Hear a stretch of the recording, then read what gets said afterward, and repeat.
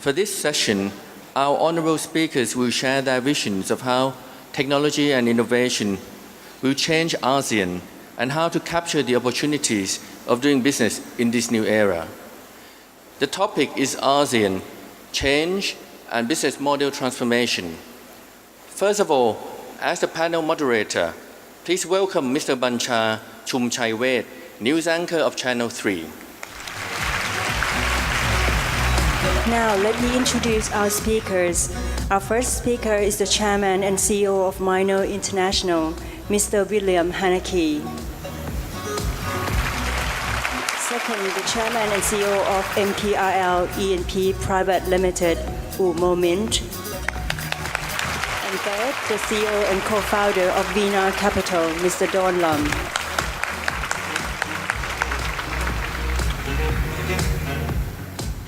I would like to say good morning to ladies and gentlemen, and also for distinguished guests who have a good chance, and this is for the good opportunity that we gather here because we want to know what is the significant changes and also for all the new trends that now happen to the ASEAN community. I think that back in the 1997, which is the economic crisis happened in Thailand, and that is about a very valuable lessons for Thailand. And from that point, everyone started thinking about how to build about the economic network or the formation of the economic sustainability, looking as a whole group or regional as a whole, because we know that world keep changing a lot. Take for example, I do surprised that everyone in this conference we got a very surprised day by day. Take for example this morning. You know that once that Mr. Donald Trump started again to implement about another new measure of the tariff against China, this has become one very surprised new day by day. So that's why as an executive business entrepreneur, even for the executive have to keep an eye on that. And you know that we don't know for the energy price to keep coming up or falling down. We have to wait until for this coming Tuesday or Wednesday. And also we got to know that about the Federal Reserve rate keep rising. And that is a very surprise news that it will keep increasing for 2 more for the rest of the year. So that's why things keep changing a lot. This is the macro factors that impact for economic as a whole, right? But now when we link to about the individual behavior, things change a lot. Back to the good old day, we got up from the bed and picking up for the newspaper. But today's changed. We got up from the bed, we grab about our smartphone and take a look at that. Start sending about blessing for the good day, good morning, and then follow up the news. See the things change a lot. So that's why as entrepreneur, as a professional business, as for the business model, keep change very fast. If we cannot change, somebody will gonna change us.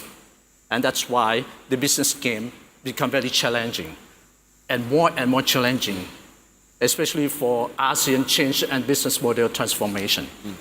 So distinguished guests, we have about 3 renowned speakers here because we want to listen and bring some notion, some new way of thought that how we can apply this thought to our business model in the future to come, which is now we cannot say future, maybe tomorrow, maybe after, right after this session end. Things changed already. So first of all, I would like to invite Mr. Mo Mint to give us for a very special topic, which is very important. When we are talking about business or industry, we need energy, whether it's about traditional energy or renewable energy, or any kind of energy futures to come. This has become a backbone or infrastructure for all the business to keep running on that. So we would like to listen from Mr. Mo Mint to deliver the speech under the topic ASEAN, the importance of energy planning in regional context. Ladies and gentlemen, please welcome.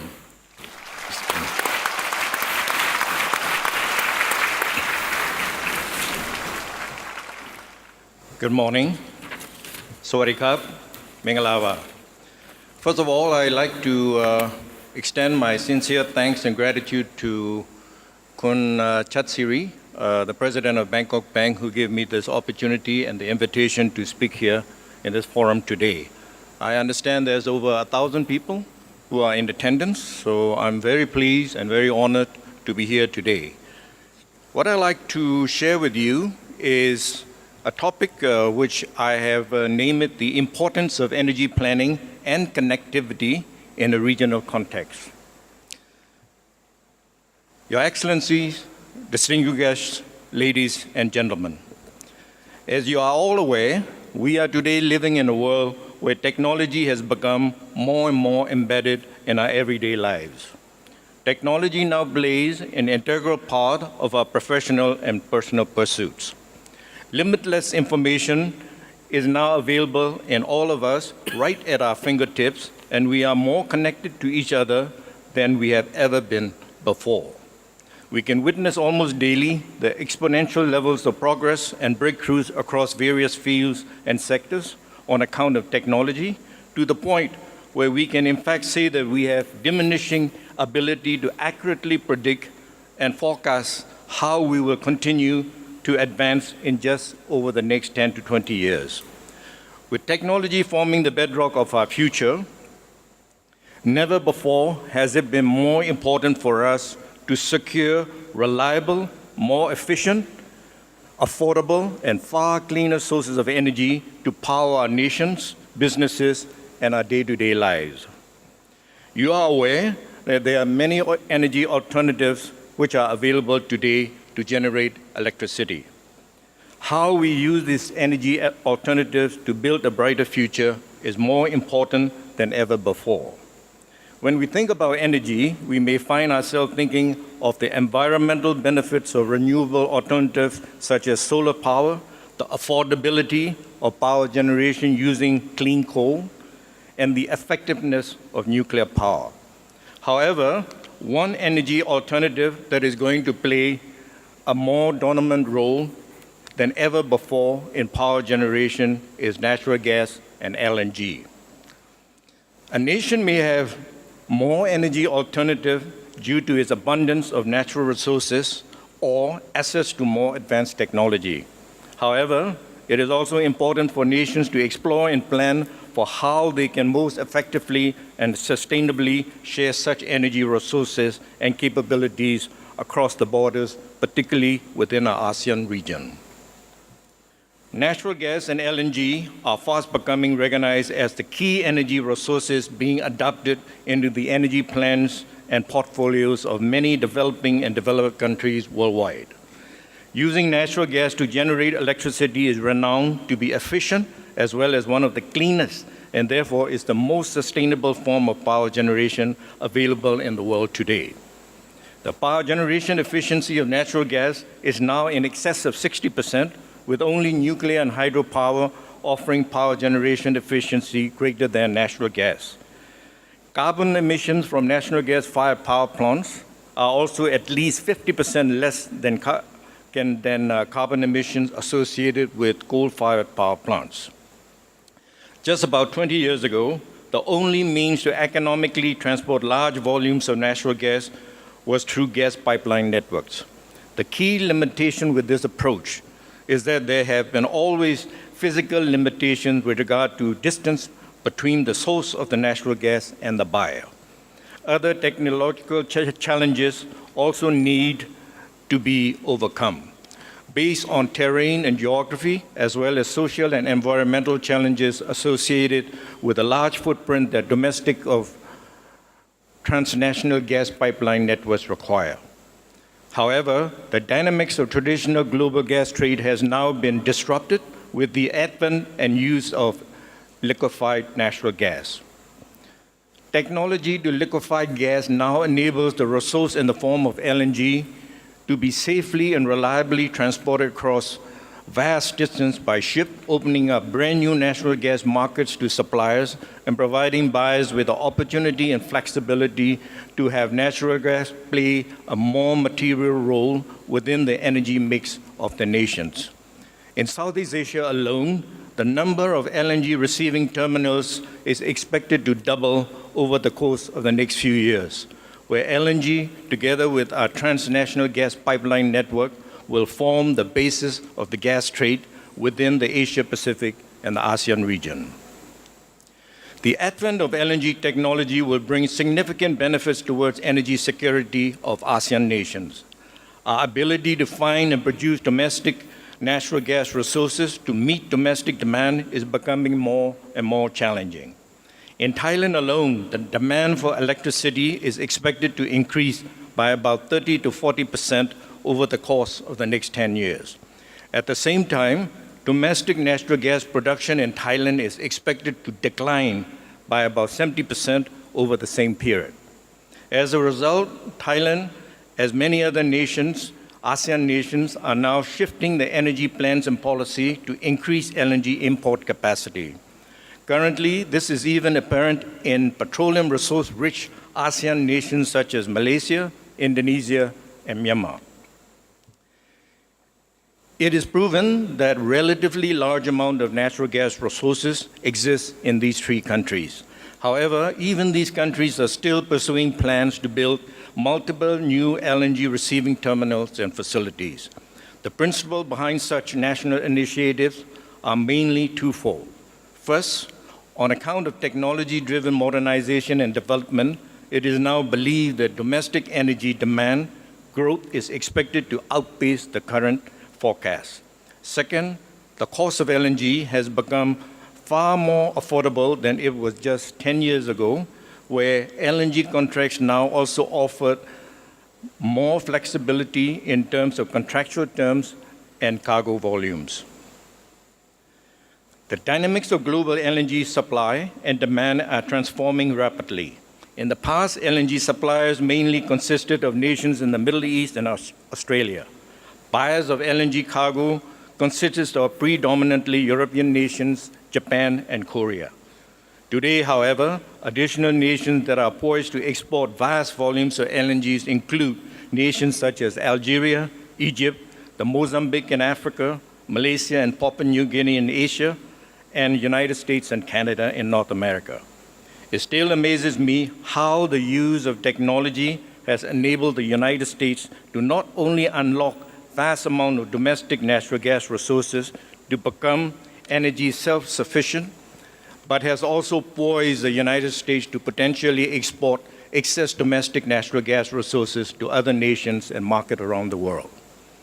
Current and future LNG demand growth, in addition to Korea and Japan, will predominantly led by Asia-Pacific nations as China, as well as nations in the ASEAN region.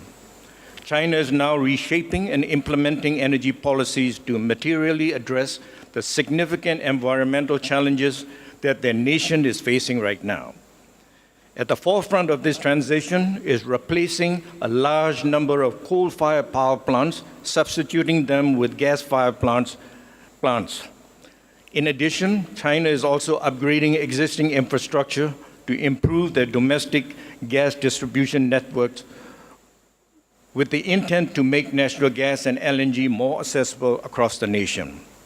China's central government has also ordered regions near the capital to shut down 44,000 coal-fired boilers that provide steam and energy for industrial usage and convert or replace them with gas-fired boilers or switch to electricity by end of October this year. Long-term LNG prices used to be in the range of $10 to 15 per million BTU. However, the average LNG spot price during the past 12 months is about $8 per million BTU. Although the LNG spot market still involves high levels of price volatility, many buyers are now electing to accept the LNG price volatility risk in exchange for having the option to enter into shorter-term and more flexible purchase contracts. LNG purchase contracts used to be very long-term, typically consisting of contractual purchase term of at least 20 years, led by nations such as Japan and Korea, and leveraging on the power of collective bargaining. LNG purchase contracts now involve terms of less than 5 years. since LNG purchase contract terms were simply unheard of just 5-10 years ago and represent a market that has rapidly evolved to play a more integral role in many nations worldwide. LNG importing nations in ASEAN, particularly Myanmar and Thailand, will have the advantage of entering into shorter-term spot market LNG purchase contracts that are also more flexible and more affordably priced than previous long-term LNG contracts. It is my hope that ASEAN nations, especially Thailand and Myanmar, will explore ways to coordinate our national strategies to more effectively secure and purchase LNG cargoes through shared energy master plan and multi-stakeholder engagement, as we both plan to have the fuel play a much more important role within our nations. I'm pleased to see the grassroots of such coordination and dialogue being one of the key agenda at the 8th ASEAN-EC Ayeyarwady Chowpya Mekong Economic Cooperation Strategy Head of State Summit, which was successfully held by Thailand just last week. In addition to our ASEAN nations positioning ourselves to have LNG play a more material role in our energy plans and portfolio, I also hope to see ASEAN nations continue to share our energy resources through resource-sharing models that provide mutual benefits to all stakeholders that are involved. A clear example of such a model is what Thailand and Myanmar have pursued in terms of a shared resource model that has resulted in tremendous benefits for both of our nations. Approximately 60% of Thailand's electricity is generated from natural gas. Thailand currently sources about 70% of its natural gas from domestic resources, 10% from imported LNG, and 20% from natural gas imported from Myanmar via a transnational gas pipeline. Thailand has been importing natural gas from Myanmar since 1998. This natural gas resource has been critical towards forming one of the key pillars of economic growth and development in Thailand. Myanmar domestic energy demand is still not mature and advanced enough to absorb all of its own domestic natural gas resources. As a result, a majority of the excess natural gas is exported to neighboring countries consisting of both China and Thailand. Myanmar has benefited tremendously from such export, which has historically accounted for the nation's #1 source of foreign exchange revenues. As more large offshore deposits of natural gas are discovered and produced in Myanmar, it is my vision that our nations will continue to leverage our shared natural gas resource model. Thailand is one of the latest, fastest developing nations in the Asia-Pacific region and seek to meet its energy demand growth through establishing a diverse and sustainable energy portfolio of supply options. Even though LNG is poised to play a more material role, it is also important for Thailand to continue to complement its energy mix with natural gas imports from Myanmar using the existing gas transport network and infrastructure. Not only does this enable Thailand to diversify the energy supply mix, but it also enables Thailand to benefit from the more competitively priced Myanmar national gas, which trades at about 20% less than the LNG spot price over the past 12 months. Even though Myanmar stands poised to rapidly develop, it will still be impractical for Myanmar to absorb and use all of its domestic natural gas resources. There will always be excess natural gas available for Myanmar to continue to generate much-needed foreign exchange revenues through natural gas exports in order for Myanmar to secure the capital it needs to drive nationwide development. You will see that it is clearly in the best interest of both nations that we continue to leverage a mutually beneficial shared natural gas resource model. During the afternoon session of this conference, our country manager, Siru Momin, will be sharing with you a major natural gas discovery made in the western offshore regions of Myanmar.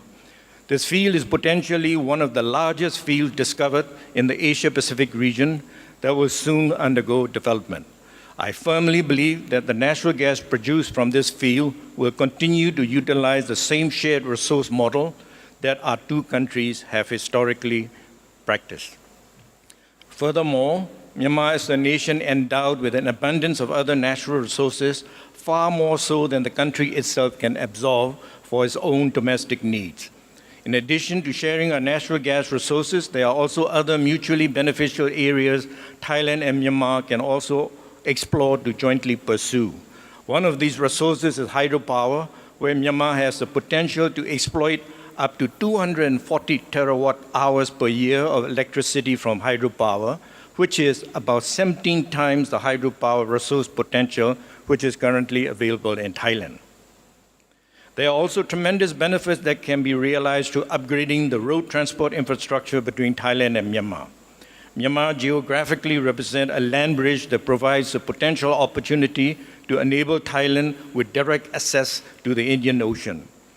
At present, all maritime transport that arrives to Thailand has to bypass the Malacca Straits, where the convergence of ships creates significant issues associated with congestions. Establishing policies and initiatives create what I refer to as the East-West corridor will serve to mitigate the various risks associated with bypassing the already congested Malacca Straits and will create an additional route, particularly for Thailand's northwest region, to directly access the Indian Ocean. A study by the Asian Development Bank indicates that increasing the road density between our two nations by 10% directly results in an increase of trade volume of approximately 1%. This suggests that increasing our road transport infrastructure between Thailand and Myanmar twofold will result in a 10% increase in overall trade volume. In conclusion, Myanmar has now established a Look East economic policy and initiative. Our new chairman of the Myanmar Investment Commission during a recent visit to Thailand at a breakfast meeting hosted by the president of Bangkok Bank gave his commitment to the Minister of the Prime Minister Office of Thailand to expeditiously facilitate for significant foreign direct investment to be undertaken in Myanmar by capable and credible Thai corporations. Accordingly, as Myanmar paves the way for our country to look east, I invite all of you in Thailand to also look west. I look forward to seeing more dialogue and closer cooperation between our two nations, not only by our respective governments, but between our business leaders as well. Thank you very much for your attention. Thank you very much. So thank you very much, Mr. U Mo Min, Chairman and the Chief Executive of MPRL E&P Limited.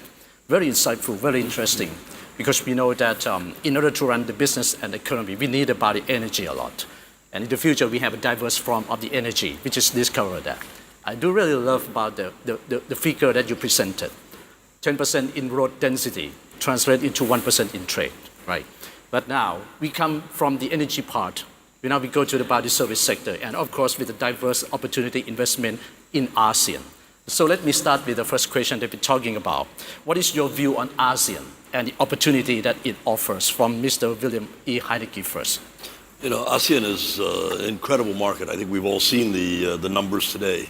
You know, half the population of ASEAN is under the age of 30. Right. So this really comes down to the fact that digital, and you've heard it many times this morning, is going to be the key to success and growth within the ASEAN region. And everyone will have to adopt digital in order to drive this.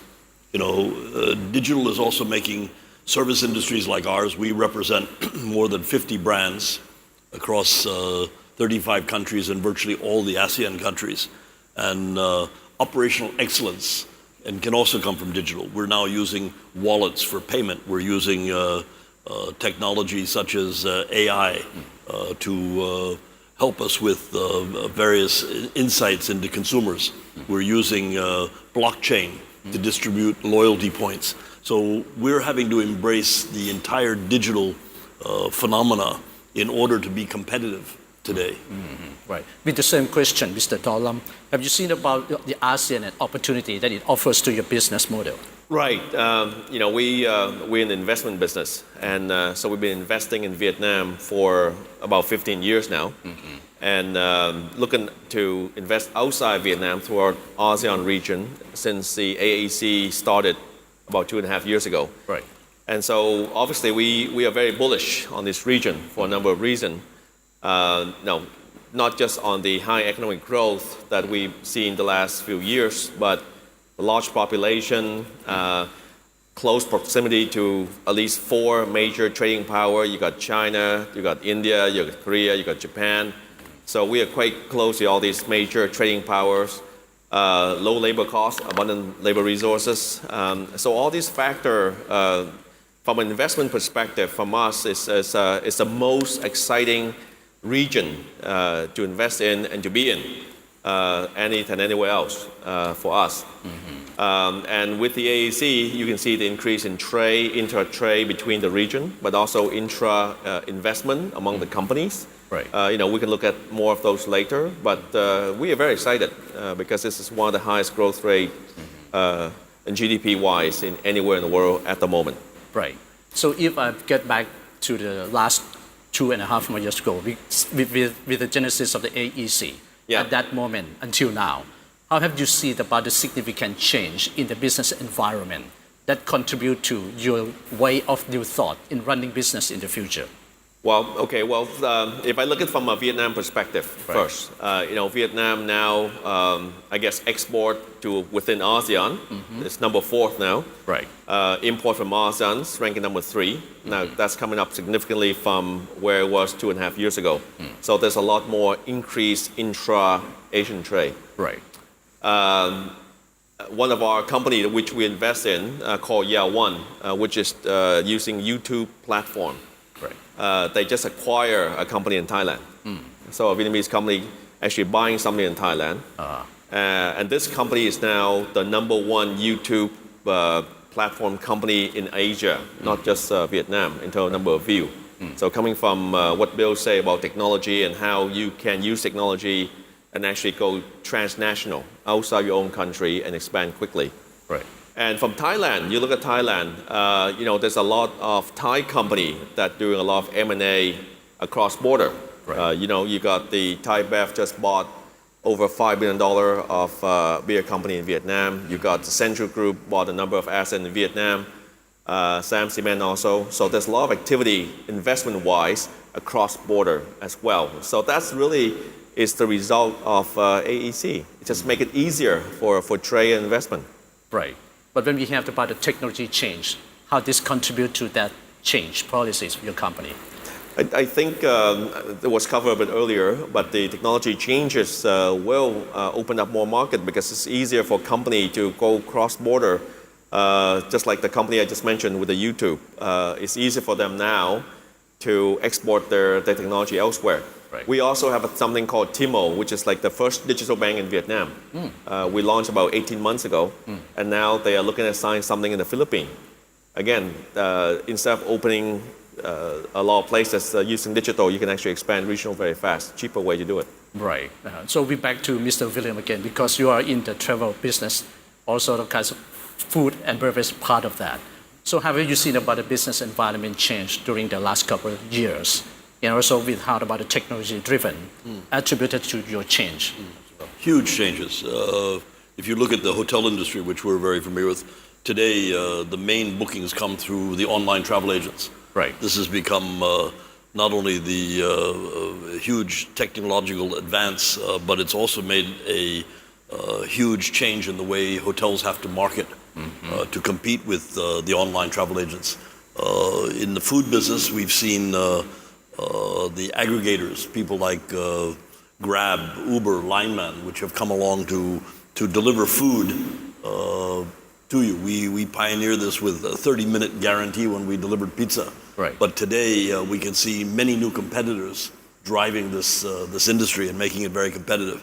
But I think one thing which hasn't changed through all this technology is focus on the customer. Right. If you're chasing dollars instead of quality, I think you're going to end up suffering. And all of these different changes have resulted in making organizations and companies in Asia and ASEAN specifically much more competitive. They have to be much more competitive than ever before. Right. So do you afraid about the technology side? Once that we are talking about if we have much more money, we can buy new technology. that apply to our business model or kind of like our kind of operation production? I think technology, you've got to embrace it, and you've got to recognize that it's going to help your business, not hurt it. So the digital technology today is absolutely critical to all companies in going forward. I think that in the case of, look at Airbnb, probably the fastest growing company today in terms of hospitality, but it operates on a model that isn't licensed. But it embraced technology and managed to steal a step on all of the biggest chains, whether they be Marriott, Starwood, Hilton. Airbnb became the largest single competitor using new technology. I see, right. So that's new technology at a new competitor, which is just about or specialized in about the technology driven, affecting your business model and direction. Yes, most definitely. And you have to figure out new ways to combat those things. They're not going to go away. They're going to continue to remain extremely involved in our industry.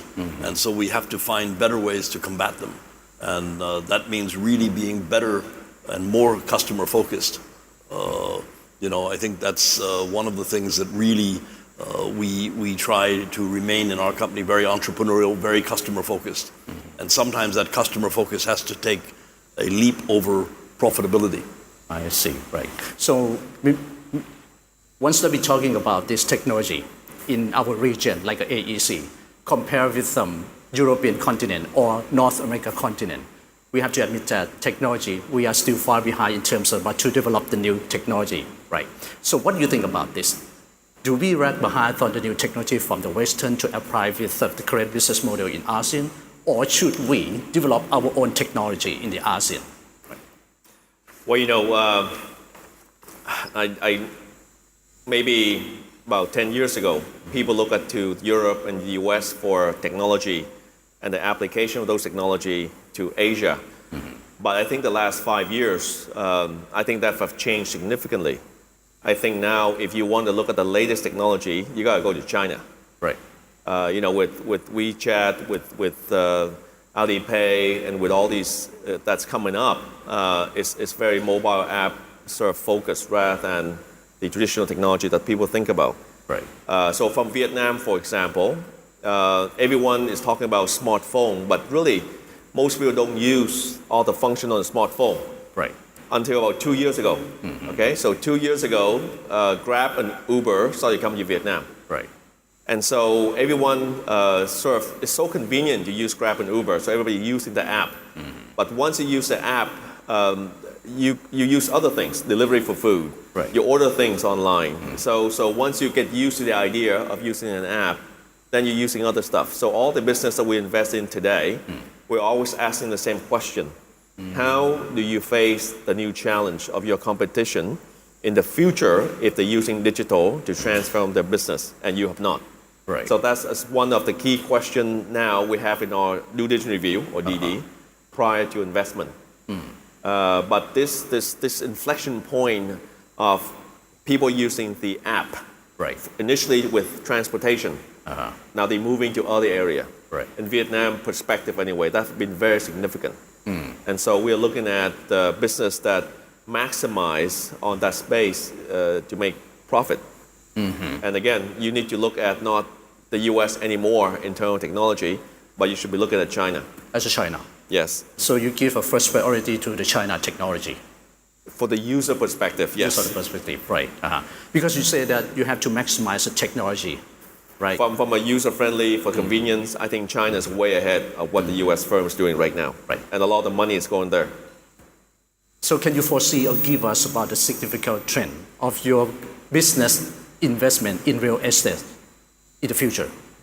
In real estate, well, since talk about technology, we invest in a company in Vietnam called River, which serve blending technology 3D with real estate traditional brokerage. Right.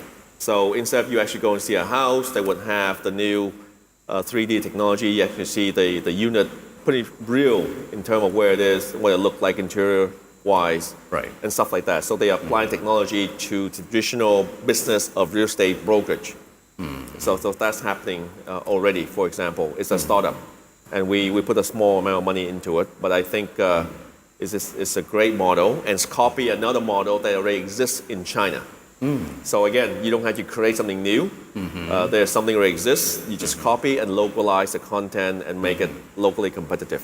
I see. Right. So back to Mr. William again. Somebody witnessed that your company kind of like live in about the traveling, food, and beverage industry. But the technology changed for some thought that you have to develop more and more business model, shift from your core business. Do you agree with this? Partially. I think one of the things about technology is that we're seeing that it suddenly takes away things like customer loyalty. Yeah. If you've been using an old way of doing things and suddenly Uber or Airbnb are now available, suddenly the customer loyalty you may have built up is lost. Suddenly you can be attacked on your bottom line, your profits. Right. So the key to this whole thing is to embrace these new technologies and try to make things that will really happen. For example, you've got to encourage much more risk taking. I think today in today's businesses, and we certainly encourage our team members to take that risk while they try to embrace some of these competitive technologies. Right. So do you agree that for the company have to set up their own R&D department or kind of like to invest with the tech company? I think there's two views of thought on that. Certainly many people today are recognizing that I would call them old-fashioned companies like ours that have been around for 50 years may not have the innovative thinking that is coming in this new generation. So oftentimes we also, like Don, invest in startups that can provide some new technology. We also outsource. Right now we have a program with Stanford University helping our restaurant operations with design thinking, how to think and better grab the consumer, because we've lost track somewhat. The consumer is changing so fast in this millennial world that we're now in that you've really got to move much quicker than we've ever moved before. And older companies aren't used to moving quite so quickly. Right. So if you're talking, we're talking about your long-term business plan. Take, for example, like 3 or 5 years ahead. What will going to be an essential change from your company in ASEAN by using all kinds of the technology or the new way of thought? That's correct. I think another thing that we are using is expansion, not only within ASEAN but even abroad. And we're using our M&A program as like a building block to help us to secure more technology, more scale. We've recently launched a tender bid in Europe to obtain a company that has 380 hotels. But they also have tremendously more advanced technology than we have. And it's in Europe in a very competitive environment. We hope to be able to bring that technology also to play in the ASEAN region by acquiring it through an M&A program. Right. Do you interested in China technology? Absolutely. China has led the way. If we look at payment schemes today, wallets, China with PayPal, Line, and all of those are leading the way in terms of online payment schemes. So if you don't embrace it, you're going to be lost. Because now the consumer is demanding much more convenience than they ever did before. They don't want to carry credit cards. They're not going to carry cash. They're going to carry everything in their smart device. So if you're not ready to do that, you're in trouble. You've got to be ready, for example, in our industry, in the hotel industry, you've got to be ready for people that want to check in on their smart device. Right. They want to use their smart device as the key for their room. Everything is on that smart device. Right. So it depends on about the smart device in the consumer hand right now. That's right. And China has got probably the largest R&D budget of any country in the world today. Right. Do you agree with that, Mr. Donald? Well, just on your payment system, we go into technology discussion now. I'm not professed to know much about technology, but we just invested in a company literally last week, quite interesting, where the future you don't have to carry a wallet, period, or even smartphone. Right. They do biometric, so you can actually pay by your thumb. Really? thumbprint. Oh. So it's a startup outside Vietnam, and they're looking at ways to create a way for basically everywhere you go, you just do a thumbprint and you pay for it. Your identity is all here. Really? Nothing more. And so that's quite interesting. That's the kind of development that people, if you're on the resort, you're on the beach somewhere, you don't carry any wallet, not even a phone, that's how you pay for it. So it's better to keep our thumb safe, right? But make sure it's clean, no bird flu or anything like that you can pass around. But that's what they're doing now. There's a company in Vietnam that's looking at payment through biometric, which is through a thumb. Interesting. But look at it from a different perspective. I Right. think we are coming in from an investment field, right? So the last 2 years or so, it's a combination of AEC, the change in rules, make it easier for inter-ASEAN M&A and Right. investment, but also technology allow us for the first time to have our team to be based in Ho Chi Minh City. Right. Right? It's cheaper cost. It's almost like outsourcing, but for services. So our team is actually based out of Ho Chi Minh City with a lower labor costs and using a lot more video conferencing, a lot more communication rather than traveling all over the place. So it gave us an opportunity to expand our investment horizon beyond Vietnam. And now we're looking at investing. We did an investment last week in Cambodia. We're looking at a couple of opportunities in Indonesia and the Philippines, for example. So both the regulatory change, AEC, and technology allow us to go more regional. I see. Right. That is a good opportunity to broaden our chance to go abroad on that. Because businessman doesn't think about only a certain region, but we want to connect globally at that. So when we look into about the rules and regulation side, this is one of the essential backbone in order to broaden your opportunity.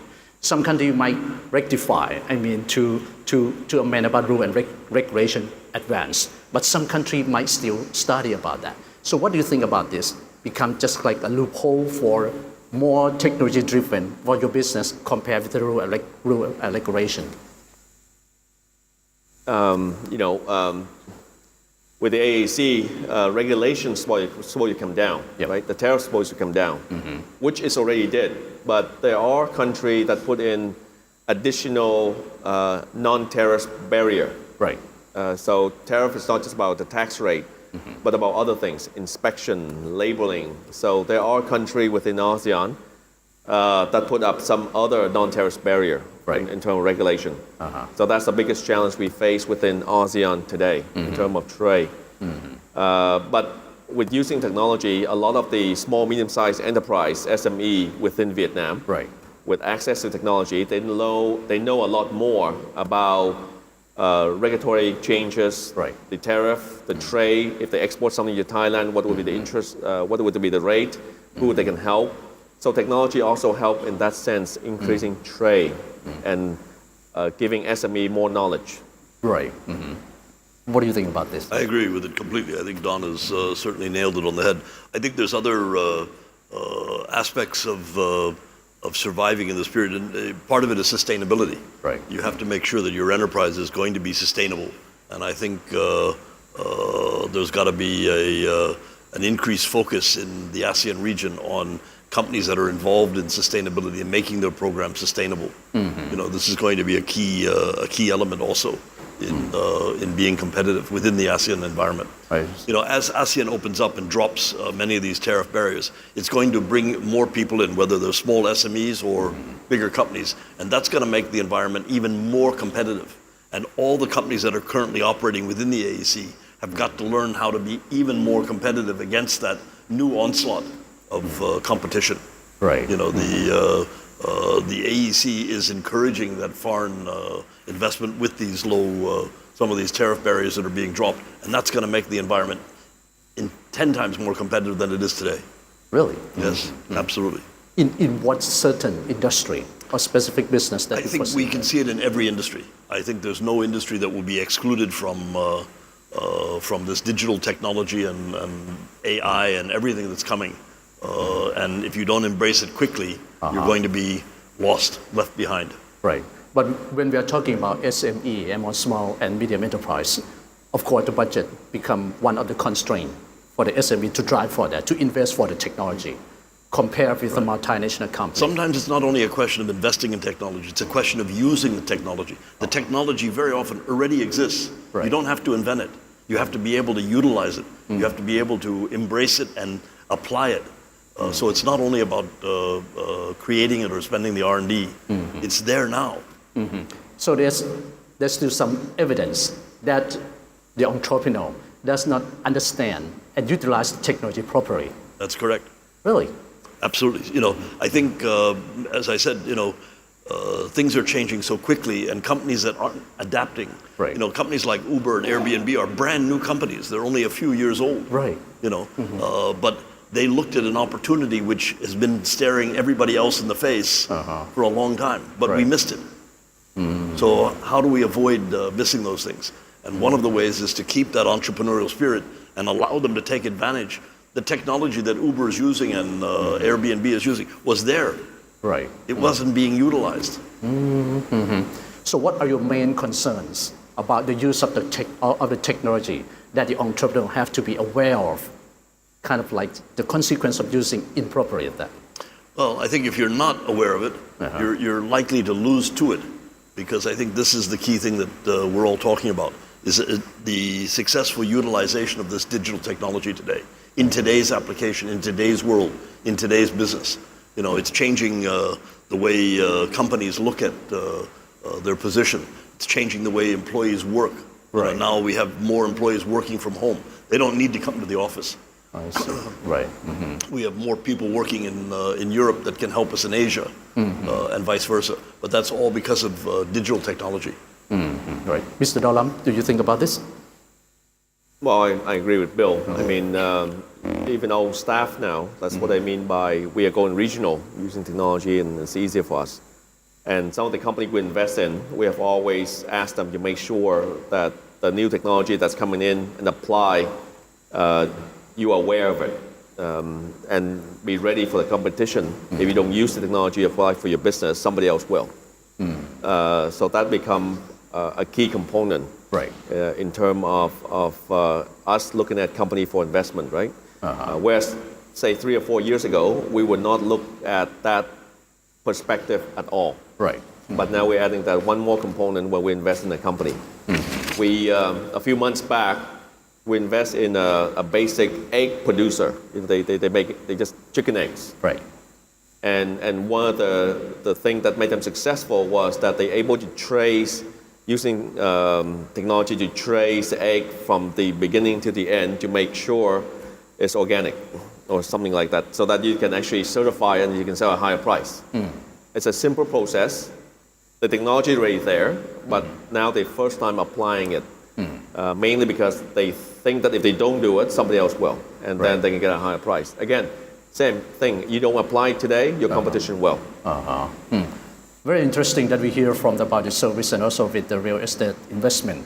So now, of course, as we listened to about the speech from the Mr. Wu moment right before, so we see that to run the business or produce any kind of the technology, we need about the energy as well.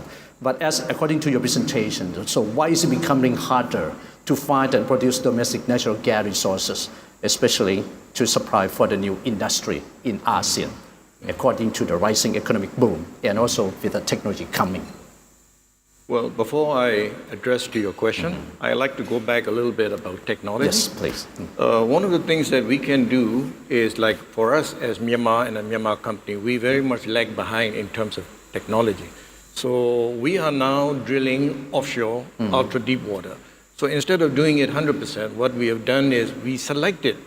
I'm very careful about choosing partners. And what we have done is we selected a company called Woodside out of Australia. Now, it's not as large as Exxon or Total or whatever. It's a good-sized company with a lot of experience and background in LNG. But the beauty of this company is that the CEO, Peter Coleman, was telling me, I will never compete with the big boys. I will not waste my time. But what I would do is to creatively transform the company using modern technology. Right. So I decided to partner with a company like that because I want the transfer of technology. Right. So I diluted not only my risk investment, but I partner up with the company just to make sure that our team get to absorb as much Right. of the latest technology that they use, whether in exploring or whether they be drilling. Okay? I see. Right. So when you talk about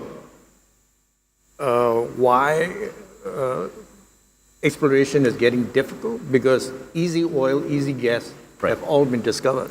So now all the oil companies are looking at to what we call the frontier areas, including ultra deep water drilling. So when you talk about ultra deep water exploration, you have to do 3D dimensional seismic, which is very expensive in terms of exploration. And when you drill a well, you're talking a water depth of about 2,500 meters. So just one well alone, without any guarantee that you'll have a discovery, costs in excess of $100 million. So it's major risk. So there's a lot of companies who are unwilling to risk unless there's a reasonable return on the investment. Right. So when the price of oil went down all the way from $100 to $30, you will see even the big companies started cutting all the exploration program. Okay? So whereas ourselves and Woodside decided to do it differently. And the way we did it was not when the oil price go down, the price of services like getting a drill ship to drill the well or various other contractor services, all the prices starts going down. Right. So if you drill in that atmosphere, your cost of operation comes down dramatically. So what we decided to do was when people stopped drilling, we went and drilled, capitalizing the downturn in the prices of the service industry, because we know that by the time we discover and produce, the price of oil should come back up. And so we made the decision when it was $30, and now it's back up to 75. And we think that it should stay there in the region of 75, 85. So it's your policy and strategy to implement this, right? Yeah, I would say so. So, and this is why other resource-rich nations, particularly, have then, a lot of the gas in the country, right? Still elect to build LNG receiving terminal, right? Well, it's because it's simple. It's an energy portfolio diversification. Because like if you look at Thailand, we have a transnational pipeline from Myanmar to Thailand to Rapuri where they have the power plant. But even that field from Myanmar are all declining. So Thailand is in a situation where the demand is going up 30 to 40% in the next 10 years. So where do Thailand get the energy? So now Thailand is looking at importing LNG. They are already importing LNG. So how do you diversify? So you don't lock yourself in with just one supplier. You go to multiple suppliers, to multiple sources. And you also use the Myanmar gas, which is about 20% lower than the LNG spot price, as a leverage when you're negotiating with the sellers. So that's how you try to balance your portfolio.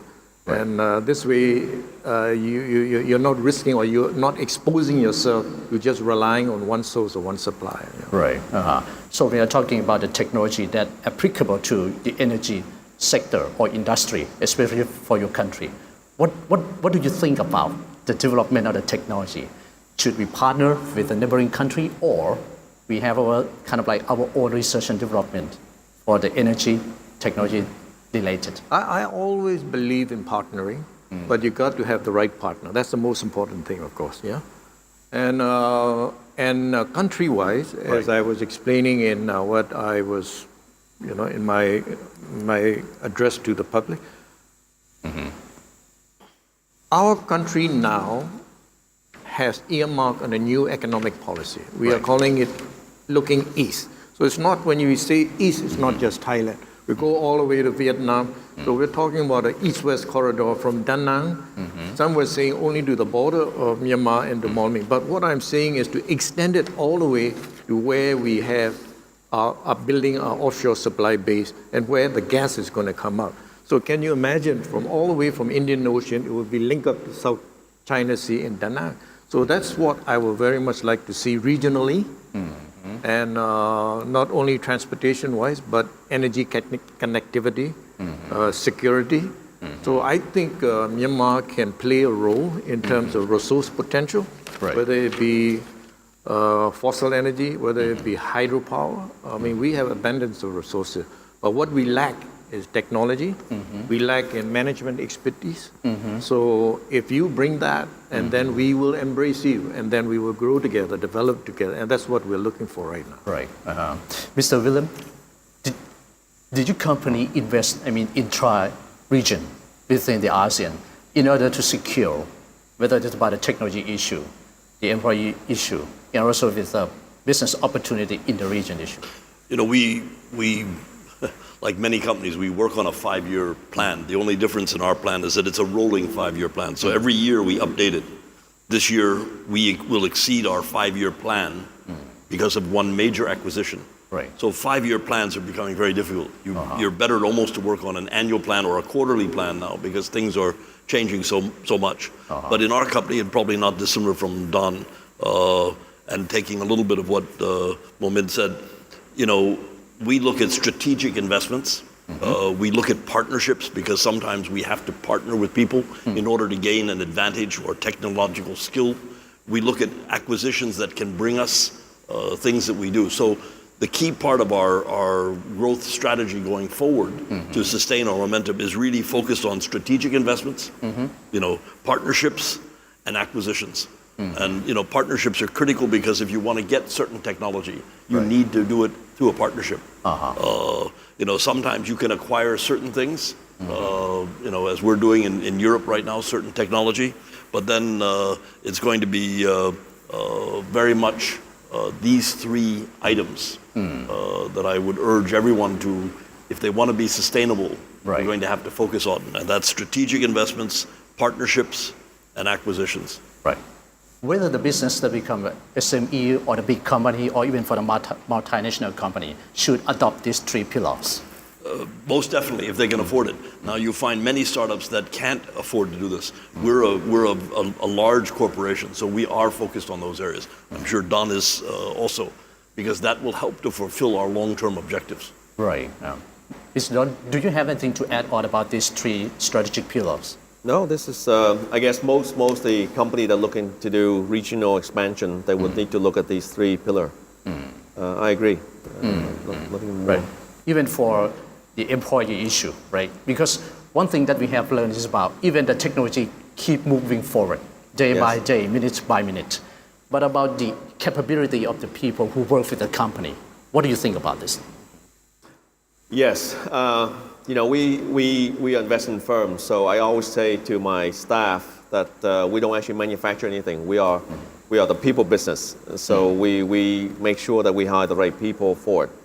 And I think we've been lucky, been very lucky, because I think with a very young population in Vietnam, and a lot of them actually educated overseas and coming back, we've been lucky that they are very adaptive to new technology, and they're very flexible in their thinking.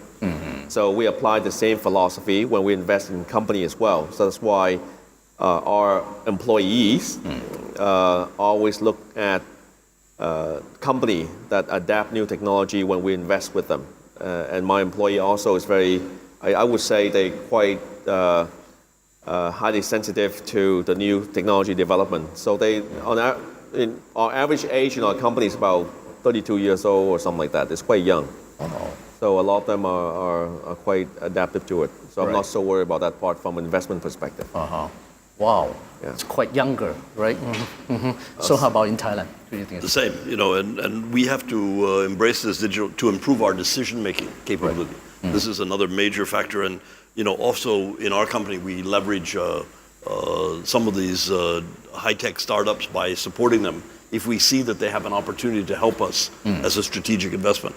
And we also then foster the younger people that we have within our company in terms of educating them how to embrace this technology. We have what we call a new gen program for the new generation. And they've got very different ideas today than what I had certainly 50 years ago. And if you're not empowering them to take advantage of these this digital technology and being able to apply it so that it can drive business growth for the company, you're going to lose in this this area. Right. So in terms of about ASEAN, do our regions have this infrastructure enough for your decision making in strategic move, kind of like this? I think it's available. It's whether you use it or not. Right. Very interesting. How about Don? Because of your real estate investment, so kind of like very different from, for the food or services or the product or the services, which is tangible under. Yeah. Well, on the real estate business that we invest in, technology have not been that effective yet. I guess it's slow moving in terms of a lot of the company using technology in terms of improved building efficiency and all this stuff. But I think they've been talking about it, but I don't think they apply that much technology into real estate building yet, except for the brokerage part where you can use app platform to sell real estate and stuff like that. But the actual physical construction itself, we have not seen that much significant change yet. Right. In real estate side. So we keep an eye on that, right? Yeah. So back in terms of about the energy as well, because as I told quite frequently about, the energy become very important for all type of business to move on that. So with the strategic policy and investment from such big company, right? What do you think about a change in the energy industry within the ASEAN, with Myanmar, which has had a much more massive capability to supply, to support with, for the ASEAN business? What do you think about that? Well, I have to talk in terms of Myanmar perspective, Right. Where I operate there, and I've been in the business for the past 30 years. So one thing for sure is that we have the resources, we have the resource potential, and there are many areas, because it's a hydrocarbon-proven province. Right. And there are many areas that are still yet to be explored. Okay, so there is potential. And as I was saying, we are at a situation where we cannot absorb all the gas that we will produce. So we will have to export, either via pipeline or we will go to the LNG route. Can you imagine right now, we are talking about importing LNG, but we don't want to go into long-term contracts where we want to stay within a 5-year contract. Right. Yes, there's a risk of price volatility. The reason being that in 5 years' time, in 2023, our major discovery, the gas will kick in. Right. So we have so much gas that is not only exporting gas as it is, but we may actually convert that to LNG and export LNG 5 years down the road from now. Right. You know? So, that's amazing potential. Yeah. Right. So how can you foresee Myanmar need the foreign direct investment, especially for technology investment in the energy sector in Myanmar? Well, the current government felt that things are not progressing as quickly as they would like to progress. So what they have done is very recently, just 1 month ago, they have changed out the chairman of the Investment Commission, which is the Board of Investment in Thailand equivalent. And I find him as a very dynamic person. The new president is also a very aggressive, dynamic person. He was here just recently, a few days ago. And so they really want to help facilitate investment. They really are. So they are even willing, if you are talking about credible investment, like I know that CP and one of the CP groups, the food supplier, I forget the name. CP Ram? Ramco? No. That's right. So they are now going to move in big. So it's the top-down approach where if you're going to go in big, they are willing to provide any amount of land you need. They will assure that there is power, and they will do it top-down. And they are saying, we'll give you maximum 60 days, and within that, we will have all approval process in place. So they want to really accelerate right now. So to me, right now, it's a great opportunity. If you're really serious about investing there, Right. you can do it top-down. I see. Okay, but of course you may have to commit both in terms of work commitment, investment commitment, as well as financial commitment. So when I say work commitment, you're going to put in something in year 1, year 2, year 3, a complete work program, and you have to make a commitment on that, coupled with a financial commitment. So if you come in strong like that, Right. it will happen very quickly. Perfect. So, Mr. I just want to, since we talk about energy, I just Right. want to touch a little bit on that. You're in a very lucky position where Myanmar is energy surplus, and you produce and you export those. in Vietnam today, one of the biggest worry that we have is we will be short of energy Short of energy. because of the economic growth is going so fast. But I don't think we produce enough energy to meet the demand. So the government recently also implemented a solar power energy where they pay 9 point something cents per kilowatt for solar power compared to coal-fired power about 4.5 cents, so double the price. And now they're looking at implementing new policy on wind power as well. And I know that there's a number of Thai companies that are looking at wind power and solar in Vietnam today to invest on the alternative renewable energy. Right. That could be an interesting space. But the one thing for certain is that we're likely to be short of energy Right. as the economic growth is going so quickly, especially with FDI in the manufacturing space. Right. So can Myanmar willing to supply it? There's plenty of gas. I can guarantee you that. We are happy and willing to supply that. Maybe across the east-west, the east-west corridor. Yeah. Right. There you go. Fantastic. So that means that your current government prepare all of the incentive investment to provide it for all the foreign direct investor, right? What is very specific? If I may cut in, I'll give you an example. Right. The type of contracts that we have in Myanmar is what we call the production sharing contract, PSC, meaning that the investor go in and invest and take risk 100%. If there's a discovery, you produce and then you share the production. So that's how it's structured. In fact, Thailand very soon will convert from the concessionaire type of contracts to the PSC model that we and Indonesia use. Okay, so our current contract with the government is a PSC. And one of the problems that we have is the fiscal terms. It's very heavily in favor of the government or the resource owner. So when we calculate it, even on a production basis of 20 years, the government take is about 90% and the contractor, our investor take is only 10%. So now when we talk about ultra deep water, you're talking a development cost of in excess of 6 billion. So we run the economics and we show the government that with this type of investment in ultra deep water, with the government take of 90%, it doesn't make sense. It economically, it doesn't make sense. So we show them, we run the numbers to them and they saw it. And so basically we said, look, we just simply need an internal rate of return of 50%. We need that not only for ourselves, but we have to get financing from the banks. And no banks will loan you money for anything less than that. So they look at it, they understand it, and so now we are about ready to sign a supplementary agreement to change the fiscal terms, where the government take will reduce all the way to 72% from 90. Right. So that's the flexibility that you have right now. The government is willing to talk to you. If you're serious, they are going to be very flexible. I think taking on that point, this is something that the other countries within ASEAN must begin to look at, because right now so many of the infrastructure projects that are being talked about and bandied about are truly not viable by the private sector. The ultra high-speed trains that they're talking about, the cost of investment, and they want that investment to be borne by the private sector, but the returns are not good enough. And so as a result of that, the private sector isn't going to do it until the governments get more aggressive at allowing the private sector to get a profit.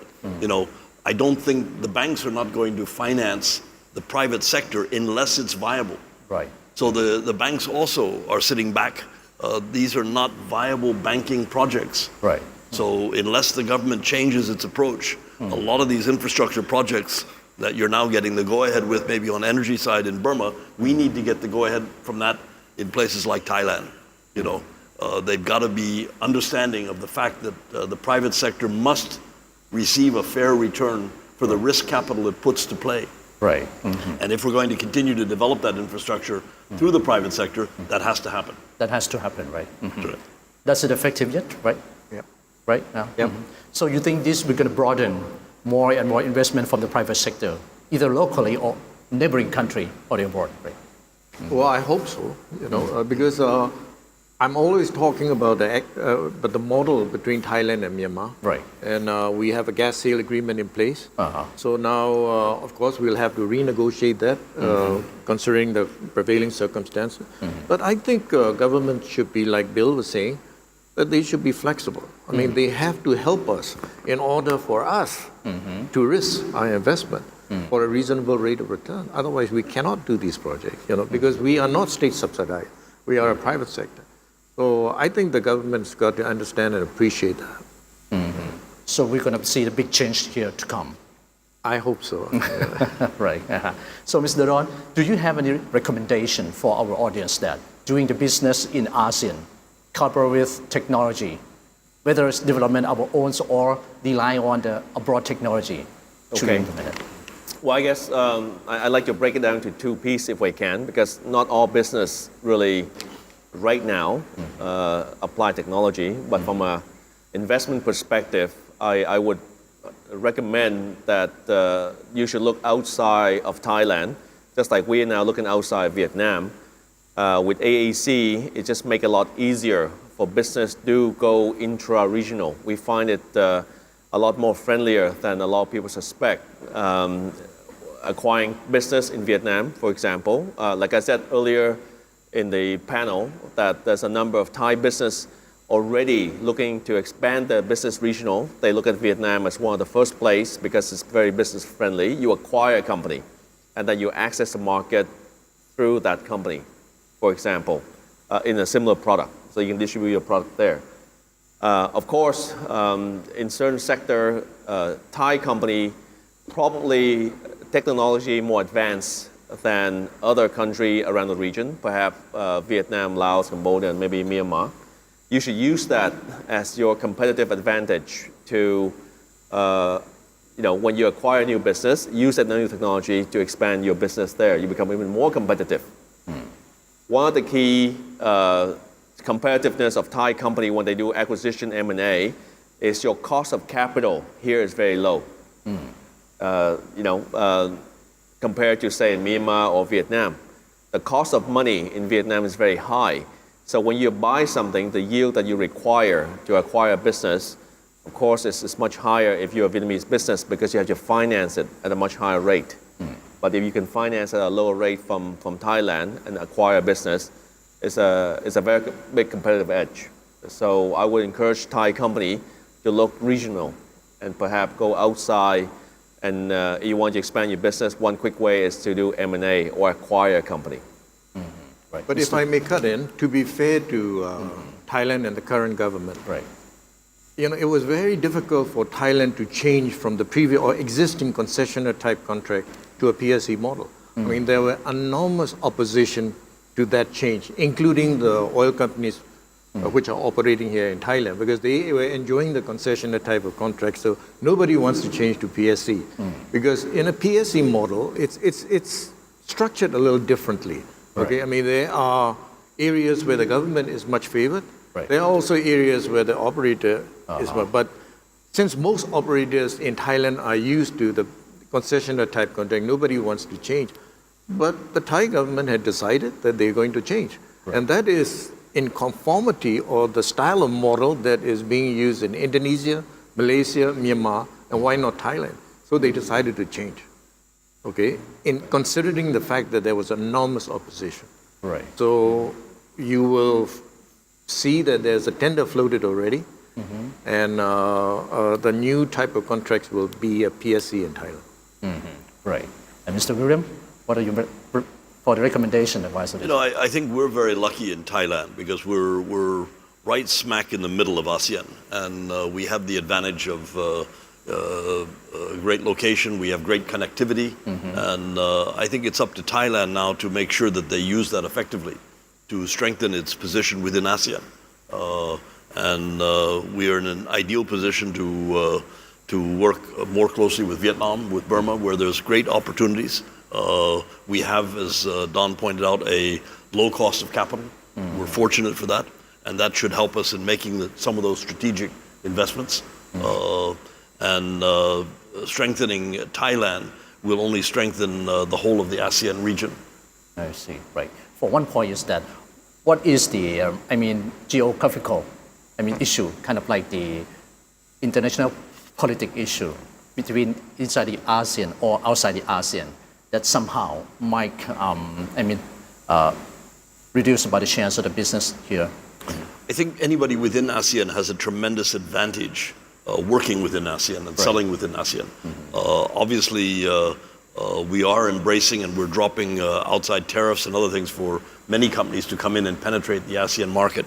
And that's going to make things more competitive. And that's why the ASEAN community and the businesses within that ASEAN community must be able to be competitive, more competitive than they are today. They have to embrace that technology. They have to make those strategic investments. They have to do all of the things we've talked about this morning if they're going to remain competitive with all of this new investment coming in from outside ASEAN.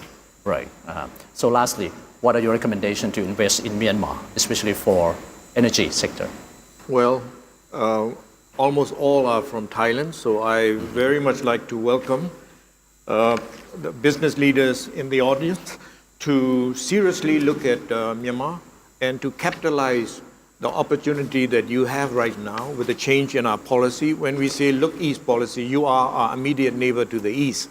So our leaders and the current government, the president, the state councillor, and the chairman of our investment commission is very much looking for Thai companies to actively come to Myanmar and invest in our countries, and they are very much willing to work with you, will be very flexible with you.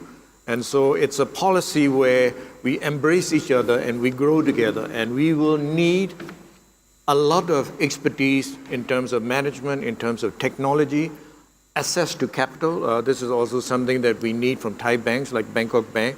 So we very much look forward to the east, to our immediate neighbors, Thailand, to come to Myanmar.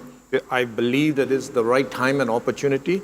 So we are waiting for you to take on that opportunity. Right. So ladies and gentlemen, that's all for this session. I think that we have talked about and discussed about this. So we have learned from the new way of thought, and also with a kind of like a very practical notion from the three speakers that the rise and the change, even for the technology driven in the ASEAN country, we still have the bright future in order to move and develop together as about the economic house in the future.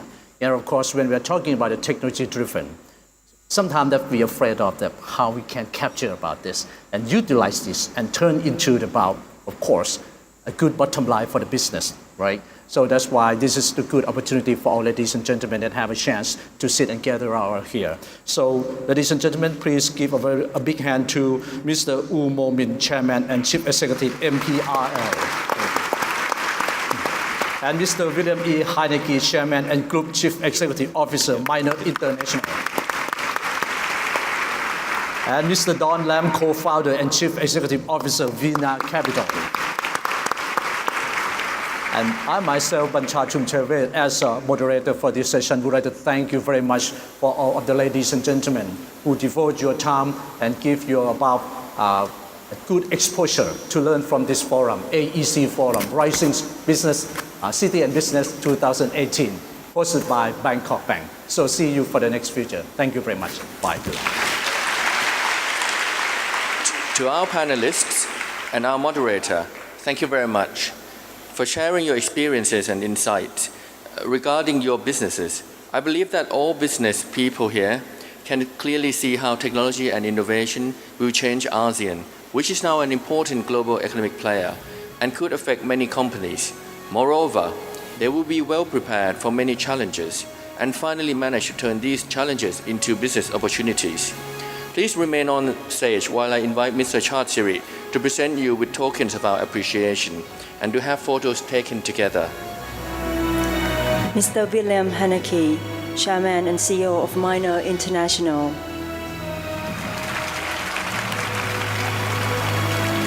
U Mo Min, the Chairman and CEO of MPRL E&P Private Limited.